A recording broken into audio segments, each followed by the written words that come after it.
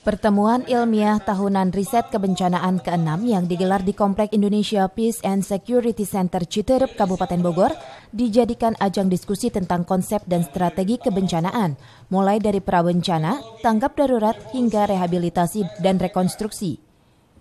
Dalam sambutannya, Kepala Badan Nasional Penanggulangan Bencana Doni Monardo berharap di tahap prabencana para peneliti dan ahli kebencanaan dapat memberikan masukan kepada pemerintah mengenai pembangunan sebuah sistem yang terhubung satu sama lainnya sehingga mengecilkan jumlah korban jiwa. Dengan cara mengenali ancamannya, menyiapkan strategi, pakar peneliti, dan anggaran.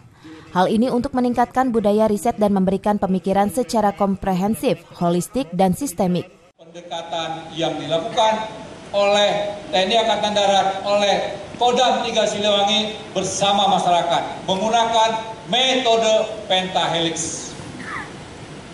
Ini adalah kerjasama gotong royong, wujud nyata dari sila ketiga Pancasila dan juga arahnya kepada sila kelima Pancasila, yaitu persatuan Indonesia dan keadilan sosial bagi seluruh rakyat Indonesia.